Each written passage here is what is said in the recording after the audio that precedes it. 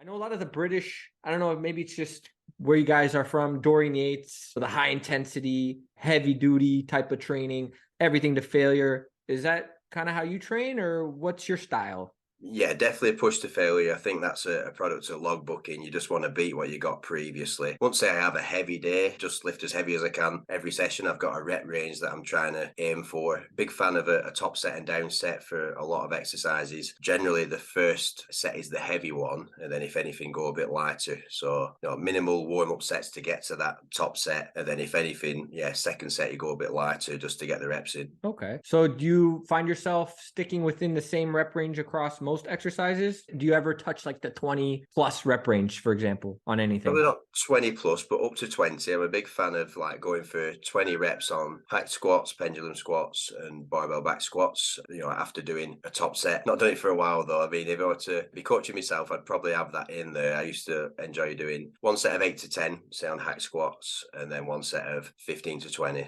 And that's like a brutal set that lasts over a minute. Yeah. No, for sure. That's like with no rest in between kind of thing. A bit of a widowmaker set. So I used to time it sometimes because I used to record it. And for me, like a form of progression was actually to do the reps quicker. So get to that 20 in a quicker amount of time, or do more consecutive reps. So it's not just weight and reps. There's actually other ways you could progress in terms of like doing the back-to-back reps, or doing the better reps in a quicker amount of time. I've reset a lot of the movements, like I say, the leg press and everything like that. But then I'm building up from a new baseline in terms of weights or reps. So I'll see what I've got before. I'll try and standardize the depth, the speed, and then just build up from there. Because definitely fallen into that trap as well with, say, a leg press of like beating what I got before. But then if I were to watch a video, it's like some of the reps aren't low. It's just like ego, just falling into that trap of logbooking and letting your form go a little bit. So literally standardizing my reps and then just pushing it up in terms of weights or reps.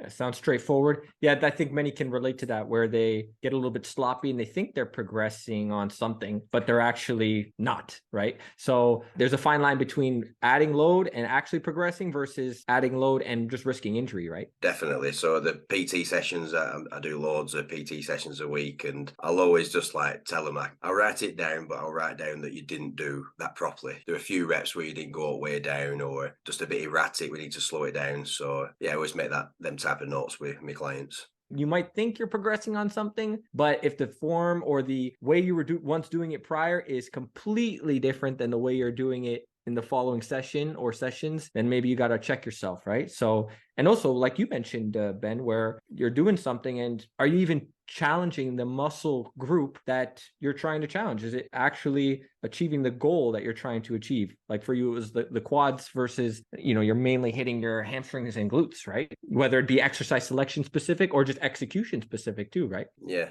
it's the same way like dumbbell chest press. I remember doing some sets where I'd get like 5 reps with it and just not feel it on my chest at all. But I'd get a new PB on my chest press. I'd be happy, but it's not hitting the chest. So you've always just got to reassess everything, I think. Yeah. How are you about the pump? Because that's a thing that bodybuilders talk about a lot. Natural bodybuilders, they're kind of on either one end or the other. Some of them are kind of in the middle with it as far as it's important, but they don't put so much emphasis on it to where it's hindering. It's like that volume, intensity, frequency thing, right? Like you put one thing on a pedestal and it kind of takes away from the other things. So with the pump specifically, what's your thoughts on that? As far as, do you focus heavily on that with your training, or is it exercise specific? I don't really focus too much on getting a pump. I used to like superset all my exercises. It's just more just trying to beat what I got before. But yeah, the pump, I've heard a few people say, I can't get a pump in workout. I don't look for it really. So I know that I get really vascular anyway when I'm training, but I suppose it's just psychological. If you like the feeling of a pump, then like go for it. Just go for like a drop set or something like that. But maybe it's something I should incorporate. I know in my current plan at the minute, I'm doing like a rest pause on the leg extension, doing 3 rest pauses after 30 seconds, and it feels really good. Whereas before I'd just do my 3 sets and that'll be that. So yeah, it's one of those things where it doesn't hurt to maybe have certain exercises where you might want to focus. I know Ben Howard mentioned that with certain exercises now, that's essentially what he's focusing on versus prior where, like, for example, like leg extensions was the example he mentioned. So I think that was in a video that was updated on Natural Bodybuilding Worldwide. He had mentioned that. Same with like lateral raises. And that's understandable too. Single joint, especially with the single joint movements where essentially you're biasing a specific group of tissue. It's not like a squat where there's so many things involved, where maybe it's not ideal for that and many other factors. Have you noticed any cons, I should say, from the extreme bulks? Any cons, did you say? Yeah, relatively speaking, from where you're starting to where you're trying to go dieting wise, but in terms of how you felt, maybe appearance wise, some people will